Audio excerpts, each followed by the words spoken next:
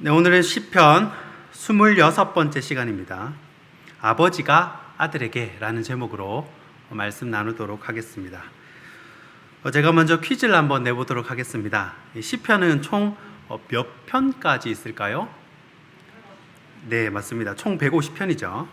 자, 66권 중에 성경 66권 중에 가장 긴 성경입니다. 자, 그런데 이 시편 150편이 몇 권의 책으로 구분이 되는데 총 몇 권의 책으로 구분이 되겠습니까?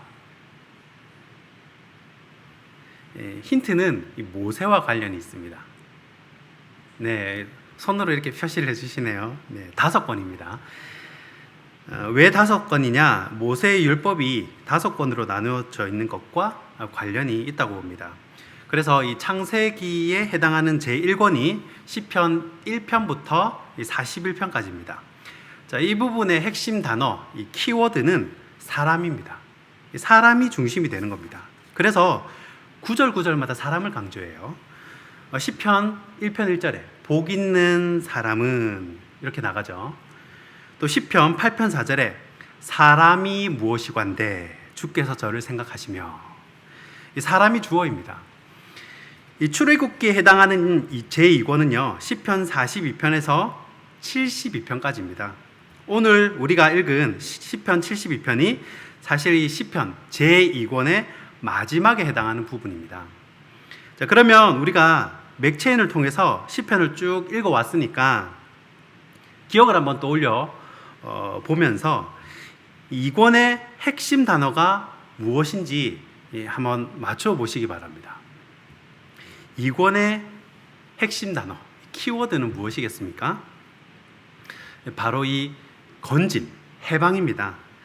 시편 50편 15절에 환난 날에 나를 부르라 내가 너를 건지리니 내가 너를 영화롭게 하리로다. 또 시편 56편 13절에도 주께서 내 생명을 사망에서 건지셨습니다.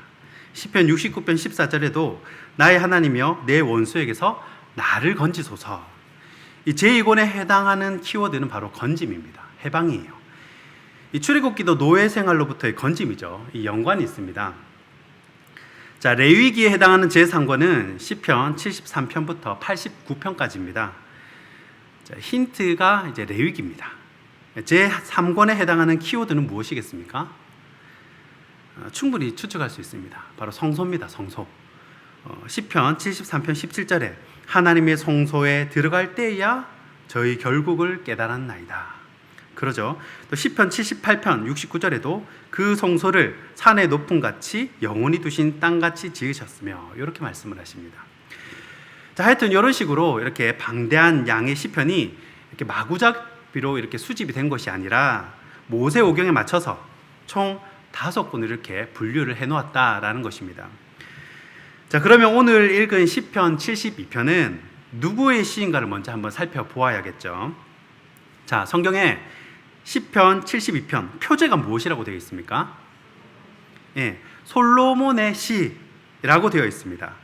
자, 그런데 마지막 20절에 보면요 이새의 아들 다윗의 기도가 끝나니라 그렇게 얘기를 합니다. 자, 이렇게 얘기하면 헷갈리죠. 솔로몬의 시인지 다윗의 시인지 이 독자 입장에서는 헷갈릴 수가 있습니다. 자, 그러면 내용은 어떤가? 이 내용상으로는 다윗이 아들 솔로몬을 위해 왕의 직분을 잘 감당하게 해달라고 하는 간구라는 것을 알 수가 있습니다. 자, 그러니까 자녀를 위한 기도죠. 이 히브리어에서 헬라어로 번역된 이 70인역에는 표제가 이렇게 되어 있습니다. 이 솔로몬을 위한 시 이렇게 되어 있어요. 솔로몬의 시가 아니라 솔로몬을 위한 시라고 되어 있는 거죠. 몇 글자 차이인데 저자가 달라져 버립니다. 자, 시리아 역본에는요 표제가 이렇게 되어 있습니다. 다윗이 솔로몬을 왕으로 삼았을 때에 다윗이 지은 시. 명확하죠.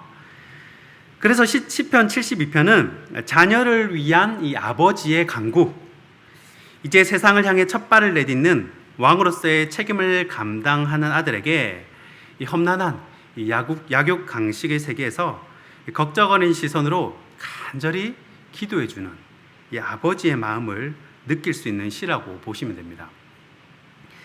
자, 다윗은 산전수전 다 겪은 베테랑입니다. 솔로몬은 이제 시작하는 사람이죠. 이 다윗처럼 경험 많은 사람의 한마디는 굉장히 통찰력이 있고 힘이 있습니다. 자, 오늘 본문을 읽어보면 다윗이 강조하는 부분이 있습니다. 딱 왕이 됐을 때 이런 부분이 중요하다는 것을 몇 가지를 찝어줍니다. 그래서 오늘은 자녀를 위한 다윗의 통찰, 이 왕으로서 신경 쓰고 갖춰야 할 것이 무엇인지를 한번 살펴보고자 합니다. 이 다윗의 통찰 첫 번째는요, 판단력입니다. 오늘 본문 1절 말씀입니다. 하나님이여 주의 판단력을 왕에게 주시고 주의 공의를 왕의 아들에게 주소서. 아멘. 자, 다윗이 경험을 해보니까요, 광야에 있을 때는 뭘 잘못해도 식구가 작으니까 별로 타격이 크지 않았습니다. 그런데 왕이 돼서 판단 한번 잘못하니까 이 국가적으로 엄청난 손해를 보는 거예요. 혼자만 손해보는 게 아니라 백성들까지 피해를 봅니다. 여러 가지 예가 있지만 대표적인 거 하나만 들라 하면 인구조사가 있죠. 하나님이 하지 말라 그랬는데 했죠. 그래서 어떻게 됐습니까? 다윗 혼자만 벌을 받은 게 아닙니다. 하나님이 신기하게 객관식으로 벌을 선택하라고 합니다. 어느 거 선택할래? 이렇게 하시면서 1번 7년 기근, 2번 적에게 석 달 쫓겨다니기, 3번 전염병 3일. 이렇게 객관식으로 다윗이 몇 번 선택하죠?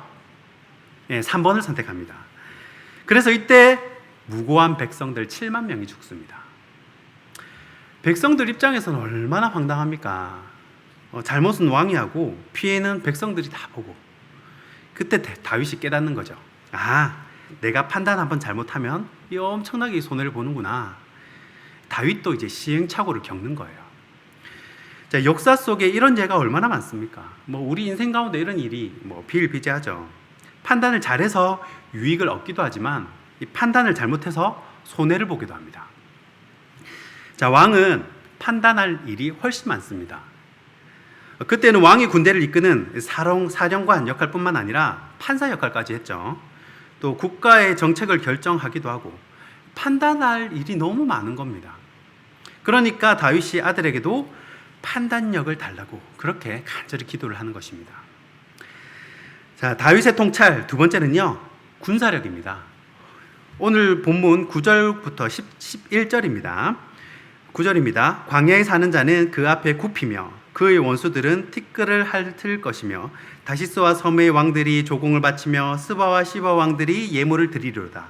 모든 왕이 그의 앞에 부복하며 모든 민족이 다 그를 섬기리로다. 아멘. 자, 이스라엘은 원래 주변국들에게 약탈당하는 약한 나라였습니다. 그런데 다윗이 집권한 후로는 주변국들이 못 건드리죠. 왜 그렇습니까? 힘이 생겼거든요. 하나님 믿는다고 다 품고 오냐오냐 해준 것이 아닙니다. 국제 질서를 다시 세우는 거예요. 그래서 광야에 사는 자들도 다윗 앞에 굽히고, 또 다시스와 이 섬의 왕들도 조공을 갖다 바치고, 스바와 시바 왕들이 예물을 가지고 옵니다.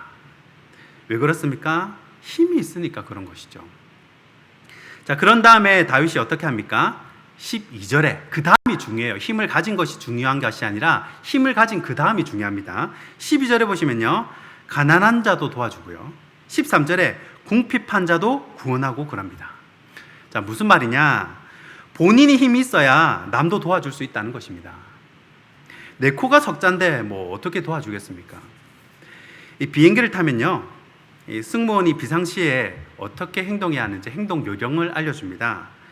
뭐라고 가르쳐 주냐면, 이 비상시가 되면 본인이 먼저 산소 마스크를 쓰고 그 다음에 옆에 있는 사람 도와주라고 그렇게 알려줍니다.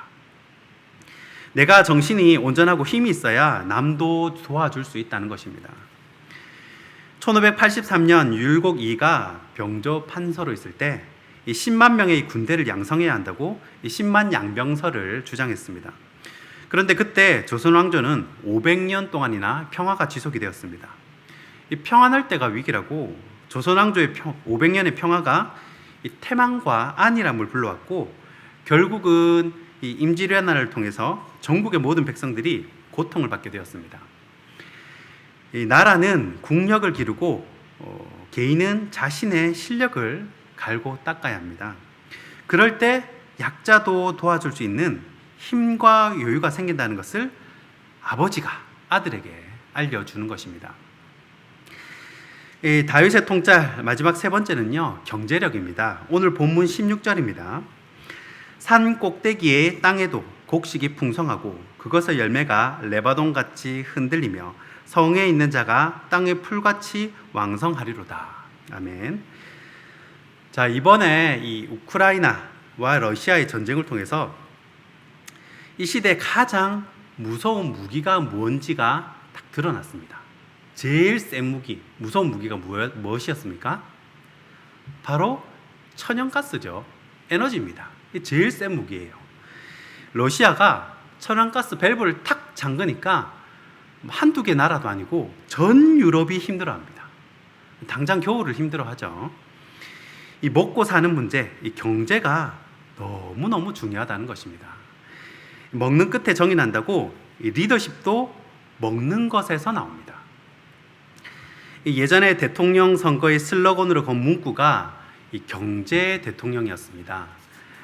일단 백성들이 잘 먹고 잘 살도록 해줘야 한다는 거죠. 그래서 이 아버지가 아들에게 경제에 신경을 많이 쓰라고 이렇게 팁을 주는 겁니다. 이 잘 먹고 잘 살게 해줘야 리더십도 생긴다는 거죠. 요즘 경기가 안 좋으니까 이 회사가 이익을 많이 못 내고 또 주가가 반토막이 나니까 CEO들이 많이 해임을 당한다고 합니다. 최근에 아디다스 CEO 캐스퍼 로스테드가 이 사임을 했고, 또 펠로톤이라는 자전거에 여기 앞에 화면 올려놓고 하는 거 있는데 굉장히 이제 뜨는 회사였거든요. 이 펠로톤이라는 기업의 그 주가도 마이너스 94%가 나면서 이 회사의 CEO 존 폴리도 사임을 했다고 합니다. 왜 그렇습니까? 회사 임원들, 직원들, 사장들 잘 먹고 잘 살게 못 해줬다는 겁니다. 그래서 이사회를 열어서 실적을 따지고 그렇게 하다가 그렇게 결정을 하는 거죠. 가만히 두면 같이 죽으니까. 자, 다윗은 이 경제력에서 리더십이 나온다는 것을 알았습니다. 이 18세기 프랑스 왕비 이 마리 앙뚜아네트를 한번 보십시오.